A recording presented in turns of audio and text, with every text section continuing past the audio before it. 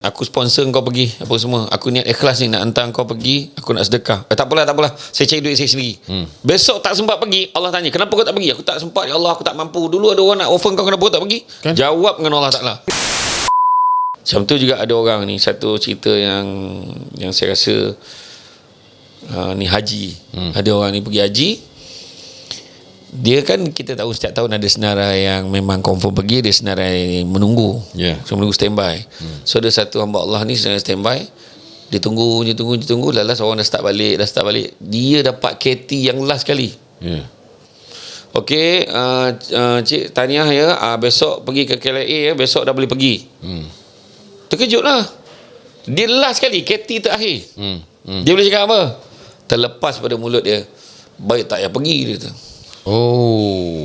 Kita baik tak payah pergi. Bila dia sebut baik tak payah pergi, apa yang berlaku sampai di tanah suci, jejak je kaki tanah suci, zap,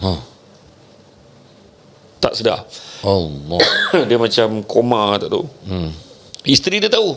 Isteri dah tegur dah, macam baik tak payah pergi. Abang ni tak baik cakap macam tu. Jadi masa dah sampai sana, bila dah tak sedar tu, isteri ingat suami dia kat apa. Abang, itulah abang, jaga mulut abang. Abang apa abang cakap, tak sedar. Tapi isteri dia tolak juga pakai wheelchair. Buat juga mana yang rukun yang basic tu. Buat mana yang boleh. Lepas tu okey tak? Balik.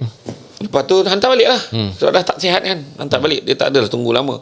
Dia buat basic je haji tu. Dah balik sampai kat Malaysia, staf tabung haji tanya, nak hantar bawa pergi hospital ke apa? Tak, hantar balik rumah. Isteri dia kata. Sampai rumah, sampai elok sedar, tak sakit apa.